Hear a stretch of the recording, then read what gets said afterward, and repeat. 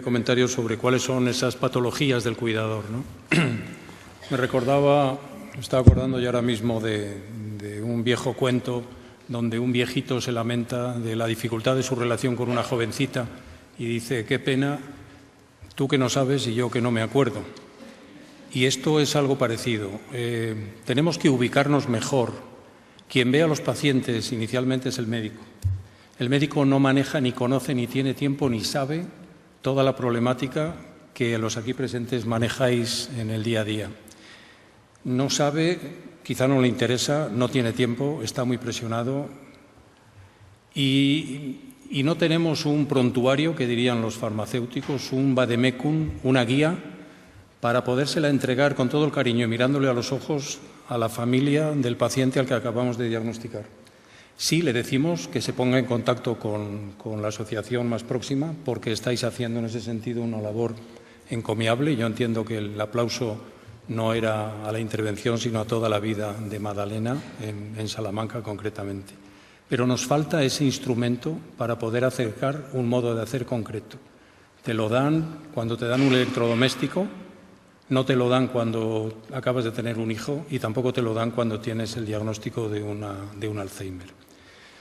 Esas patologías del cuidador, que están cada vez más estudiadas, pues son algo que genera un efecto dominó a partir de un diagnóstico que no sabemos lo que va a durar, pero cada vez más. Y cuando vayamos al diagnóstico precoz va a durar todavía más. Son de manera global y burda el estrés, que es un cajón desastre, pero sobre todo la depresión reactiva, es la ansiedad. En la película hay una frase tremenda que le dice una a la otra, ninguno de los dos son sanitarios: estarás tomando antidepresivos, ¿no? Pues sí, la ansiedad. Eso conlleva problemas laborales con mucha frecuencia. Ahora, hasta hace no mucho, han trabajado él y ella, la unidad familiar, trabajaban los dos. Además tenían al abuelo con Alzheimer o a la abuela, y además tenían un hijo adolescente puesto con los cascos todo el día oyendo música, totalmente ausente. Y cuando no, que era otra patología que afortunadamente no lo hay tanto, cuando se paseaba a la persona mayor con Alzheimer por distintas localidades para irlo repartiendo entre los distintos hijos. La que vivía en Tarrasa 3 meses, después pasaba al que vivía en Cádiz otros 3, algo que era muy difícil de dar recomendaciones y decir no, eso no lo hagan. Otra patología, naturalmente, son los problemas de pareja derivados de todo este contexto. Se ha enfocado un poquito, pero todo eso hace que necesitemos considerar una patología de la patología. Eso está también como patologías del cuidador. Como neurólogo quiero decir que no hace falta ni decirlo, pero por si acaso, que tampoco es exclusivo de los cuidadores de enfermos con Alzheimer. Es propio de cualquier enfermedad que genera discapacidad y que es larga en el tiempo. ¿Qué me dicen de la esclerosis múltiple? O de la esclerosis lateral amiotrófica, o de determinadas neoplasias que no son lo suficientemente graves como para matar en un año, pero sí lo suficientemente tremendas como para hacer discapacidad durante mucho tiempo. Eso es otra pincelada que quería comentar, porque se está configurando cada vez más cuáles son esas patologías del cuidador. Pues punto y aparte, pasaríamos al final. Pasar al final significa hacer una apretada síntesis, porque he tomado algunos apuntes, cosa que critico siempre en las clases que doy, pero que no tengo más remedios porque me examinan inmediatamente al terminar y es un examen oral. Muy brevemente, el tema era atención informal, es decir, no profesional, cuidando a las personas mayores en el hogar. Se han derivado aspectos de la institucionalización, las residencias, pero el tema que nos traía esta mañana aquí era en el hogar y por parte de la familia. Y ha hecho una introducción Pedro Gil, presidente de la Sociedad Española de Gerontología y Geriatría, que ha hecho en pocos minutos lo que es una trayectoria del mundo que está todavía en desconocimiento casi total, y es si el envejecimiento es el camino, desde luego es el camino más adecuado que existe para vivir mucho tiempo. Eso que parece algo cínico no se ha encontrado una fórmula mejor para vivir mucho que pasar por la edad del envejecimiento. Y ha tocado las pinceladas únicas de lo que sería la reserva funcional, ha dado unos datos epidemiológicos de esta verdadera pandemia del siglo XXI, ha llamado la atención sobre la feminización de la demencia y del envejecimiento en general, ha planteado cuáles son los factores favorecedores de lo que se definiría como un continuum, un proceso en el que se agota la reserva, se desequilibra la capacidad de reponer lo que se ha desestructurado. Alguna vez se ha identificado también como enfermedades de depósito y muy similares además. El Parkinson, algunas degenerativas y el Alzheimer también, sería la incapacidad del sistema de recoger basuras, del sistema recolector, ante el depósito de sustancias nocivas. Y quien no tiene Parkinson con los cuerpos de Levy o Alzheimer con proteína tau y amiloides, porque sí tiene capacidad para que su sistema de recogida de basura sea eficaz. Pero además es la inflamación. Todo eso lo ha resumido señalando que habría que plantear el diagnóstico de Alzheimer preclínico. Es verdad, es una de las asignaturas pendientes. Va a ser la única manera de estudiar el efecto de los posiblemente 30 fármacos que están a punto de dar el paso ya para poder entrar en la experiencia en seres humanos.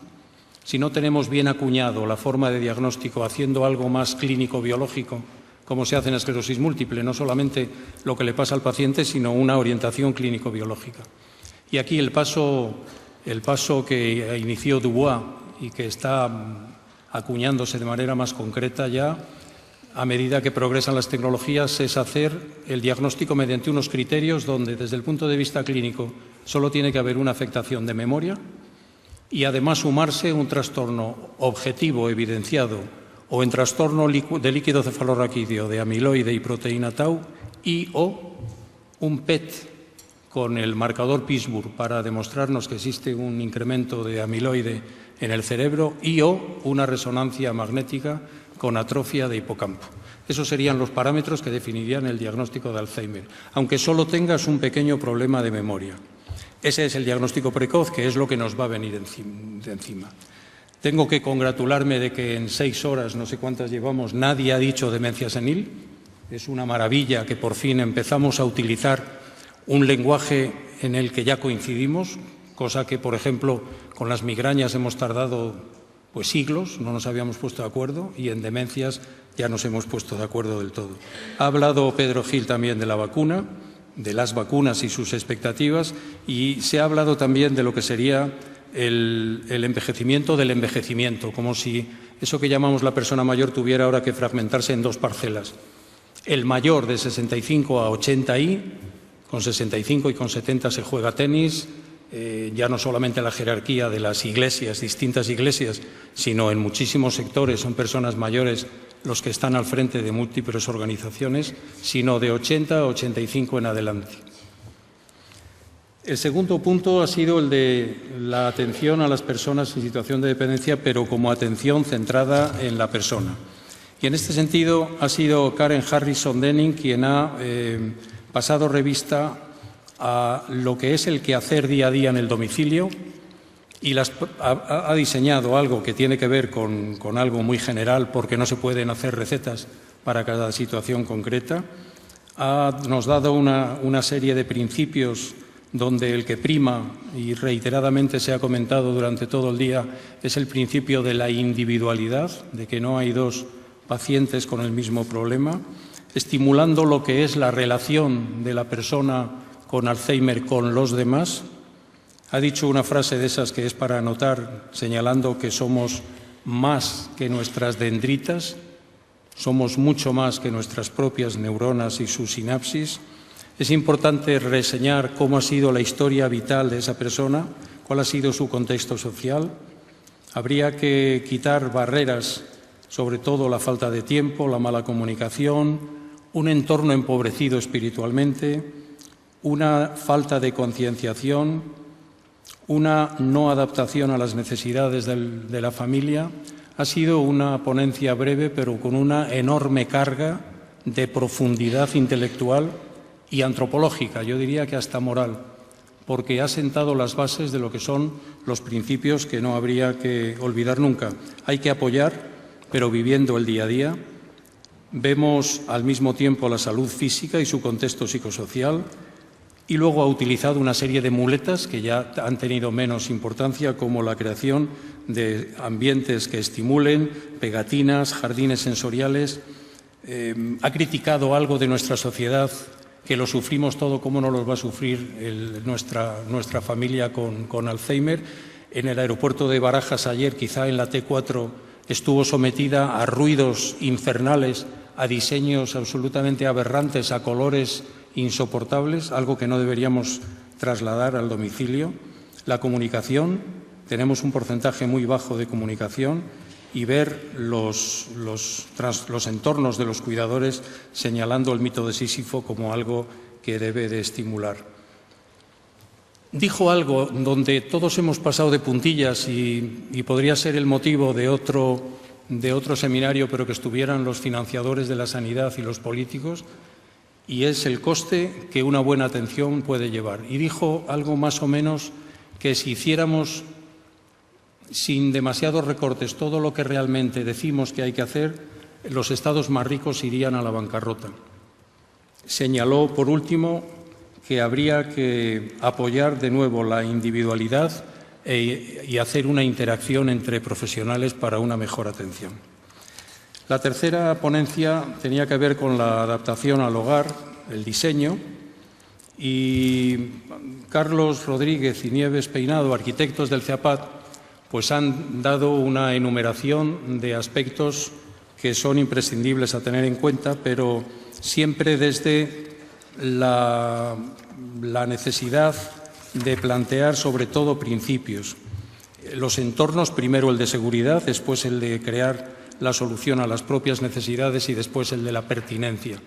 Nos hemos quedado sobre todo en el de la seguridad, pero hay que ir organizando productos de apoyo, entornos adecuados a aquella individualidad que se decía antes también.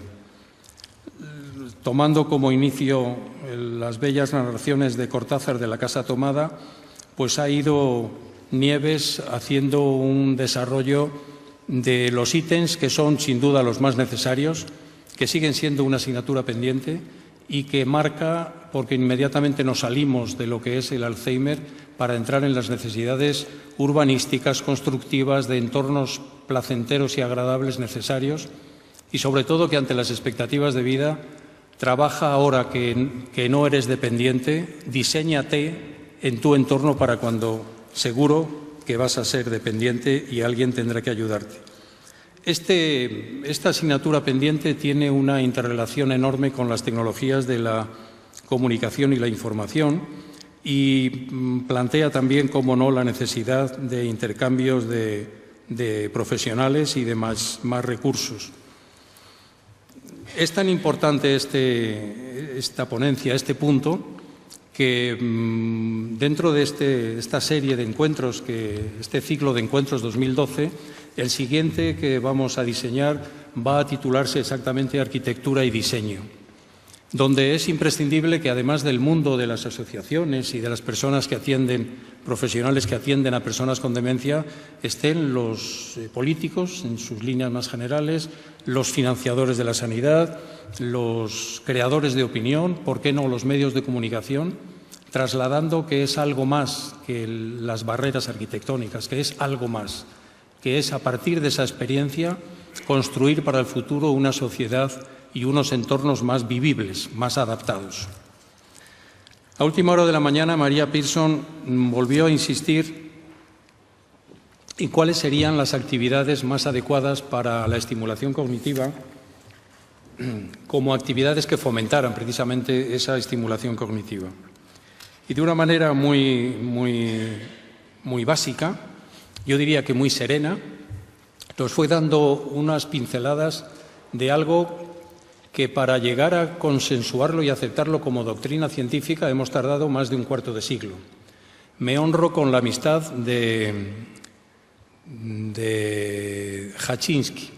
Hachinsky es un neurólogo canadiense de London, en Ontario, en Canadá, que durante mucho tiempo, viendo pacientes con demencia, insistía muchísimo y a Vladimir no le hicieron caso, como pasa tantas veces, hasta que ya se le ha rendido un homenaje internacional y sería bueno poderle tener de nuevo por aquí, porque es además doctor honoris causa por la Universidad de Salamanca, pues nos hemos rendido ya a que lo que Vladimir decía era cierto. Teníamos la tendencia de separar dos patologías de demencia. Esta es la multiinfarto, la vascular, y esta es la de Alzheimer. Y Haczynski siempre insistía que un factor de riesgo epidemiológico para hacer Alzheimer es el mismo que el que hace patología vascular. Los factores que favorecen la arteriosclerosis son factores de riesgo de Alzheimer, además de la edad, que es el principal factor de riesgo. Y yo diría un poquito el sexo femenino también, y la herencia, la genética. Pero eran tabaquismo, hiperlipemia, sedentarismo, obesidad, diabetes e hipertensión. Esos 5 jinetes del apocalipsis, que aquí son 5 y no 3 o 4, hoy día está claro, y Mary Pearson lo ha insistido, es la vida sana. Menos mal que tenemos la imagen dieta mediterránea, habría mucho que discutir, pero de momento nos funciona. Y mientras alguien venga de Londres diciendo que viva la dieta mediterránea, pues lo único que tenemos que hacer es frotarnos las manos, porque esto funciona. Si yo le contara cómo rompen la dieta mediterránea en el medio rural, en muchas de nuestras regiones, esos torreznos llenos de grasa, ese alcohol que se toma de centímetros en centímetros cúbicos, bueno, en fin. Decía Mary Pearson, vida sana, la vida sana como un factor de prevención. Cuando hasta hace 5 o 10 años nos decían si se podía prevenir el Alzheimer, éramos muy escépticos y nos íbamos a esa medicina mal llamada medicina, de bola mágica, de que sí se podía prevenir haciendo crucigramas. No, mire, éramos muy escépticos. Hoy día sí, hoy día se previene el Alzheimer y hay que predicarlo además previniendo la arteriosclerosis. Porque después del depósito de proteína tau y de beta-amiloide, quien realmente se comporta mal es la apoptosis y la inflamación y el problema vascular. Y el problema vascular ahí hace que el Alzheimer evolucione de una manera mucho más rápida, apareciendo sintomatología. Decía Mary Pearson que las actividades de la vida diaria deben ser el punto de partida para programar terapias y diseñó cuáles serían esas AVDs, esas actividades de la vida diaria elementales, sin grandes academicismos, diciendo, mire, que pueda manejar su medicación, que pueda calentarse en el microondas su desayuno, que pueda vestirse y asearse. Esos son los grandes principios que podemos, en la consulta lo hacemos, intentar enseñar a los familiares de un paciente. Segundo, hacer actividades que generen recompensa, que no generen frustración. No se imaginan lo mal que lo paso cuando al hacer un mini mental le digo al presunto paciente que reste de 100 para atrás de 7 en 7. Porque las caras que se generan en la familia, es como decir, ¿por qué le pregunta esa barbaridad? Si eso no es tan fácil. Entonces a mí me gusta más lo de las letras de la palabra mundo al revés, o que reste de 3 en 3, porque los anglosajones cuando lo han diseñado tienen menos originalidad que los latinos y son mucho más estrictos en eso. Es decir, generar acciones que le provoquen recompensa. Hablaba de libros con poca letra y mucha imagen, plantear acciones que refuerzan la memoria y que aumentan el aprendizaje. We're not too old. Hay algunas, la Wii es una actividad que es incompatible con la edad mayor y nos contó el robot programable con voces de familiares hecho, claro, por un japonés que dice que no tienen tiempo, pero que en realidad lo que hacemos es que las nuevas tecnologías nos están metiendo apoyos cuando fracasamos los propios seres humanos a la hora de arrimar el hombro para resolver la ayuda a nuestro paciente. Las web con tecnologías asistidas, como no el baile, estimular a los cuidadores, cantar que anima al cerebro. Habría mucho que hablar de cómo la música clásica o no clásica es estimulante, los recuerdos vividos. Ahí hace poco ha habido un programa del Informe Robinson de televisión donde evocaban la estimulación afectiva de los pacientes con Alzheimer al revivir escenas de fútbol para verdaderos forofos del Barça o del Madrid. Y después de la mañana ha venido el almuerzo y la tarde era ya mucho más próxima y yo creo que ya no necesita casi el recordatorio. La película acaba de ser comentada. Óscar insistió en que la denominó puzzle emocional, nos contó los entresijos de cómo se había diseñado como homenaje además a su padre, y claro que sí, a su madre, cómo ultimó el detalle de cada elemento que había en la película como verdadero homenaje. Él no lo dijo, pero yo le digo cómo se nota qué bonitas las imágenes de San Sebastián. Claro que adornan esa película maravillosa. Arsenio estableció que al hablar aquí hoy, lo mismo que otras ocasiones, ha sido para él cumplir el afán de su vida, que estaba impactado por la película y que destacaba de ella la honradez de los cuidadores. Su experiencia vital, con lo que luego ha comentado Madalena, es un verdadero homenaje para todos los que, estén o no estén hoy en el mundo del asociacionismo, viven y han vivido lo que es ser cuidadores informales, que les llama el programa, o no profesionales. Y por último, Rebeca, insistiendo en que hay que reconstruir la individualidad de esa unidad familiar, hay que intervenir en lo específico, hay que buscar siempre cuál es el aspecto sociosanitario. No nos imaginamos cómo metemos la pata, sobre todo los médicos, cuando damos consejo sin conocer el contexto, decimos al paciente y a la familia lo que tiene que hacer, nos mira como si fuéramos extraterrestres, primero porque no puede hacerlo, segundo porque no tiene tiempo y además no sabe, y estamos en ese momento rompiendo la comunicación con la persona a la quien se lo damos. Y que, por último, también tanto Arsenio como Rebeca al final han dicho dos palabras sobre la bondad de la residencia, viéndolo en cada caso, de la institucionalización, viéndola en cada caso. Y todos conocemos algunas residencias que serían para nosotros un lugar muy adecuado para poder pasar allí, que nos lleven allí, pero también conocemos otras experiencias de las cuales nos gustaría huir. No se ha comentado bastante, y con esto quiero terminar, un principio que no solo porque está de moda, sino porque hay que perseguirle, el concepto de calidad de vida. Pero no calidad de vida solo en la persona que tiene un envejecimiento sano, este año es el Año Internacional del Envejecimiento Sano, sino como un concepto de búsqueda de la piedra filosofal incluso en el paciente con demencia. Esa calidad de vida que a veces se lleva demasiado, va demasiado allá, pero que se tuviera siempre en cuenta. Seríamos mucho más respetuosos con lo que hacemos y estaríamos mucho más acorde con las buenas prácticas si tuviéramos en cuenta que el objetivo, aunque tenga una demencia con GDS5, es mejorar su calidad de vida. Luego ya los expertos se ponen que si GDS5 permite hacer tal cosa o no, pero el que lo tuviéramos como referencia sería un poco como ese señuelo que usaban nuestros mayores en el medio rural para que el burrillo caminara con esa zanahoria que le ponían delante. Y ya termino ahora sí agradeciendo a todos la participación, a ustedes, vosotros, su asistencia y su tolerancia. Y quiero terminar con dos frases que había Óscar en la película y que yo creo que encierran dos grandes cosas, ya que hoy, por ser hoy, no sé por qué, no voy a citar a Unamuno, que casi nunca se libra de ser citado cuando en Salamanca nos reunimos más de dos a hablar de cualquier cosa. Fíjense, hay una de las cuidadoras que cuenta que su familiar con Alzheimer tenía sangre en heces y que le recomendaron: vete al médico a ver si va a tener algo grave. Tenía un Alzheimer, pero dijeron: vete al médico, no vaya a ser que tenga algo grave. Y lo último es la otra cuidadora, no me acuerdo del nombre, cuando bastante irritada va desgranando aquello que se le va estropeando en su proyecto vital y lo dice de una manera muy gráfica y dice: es que el proyecto de vida se te ha ido al garete. Nada más, muchas gracias.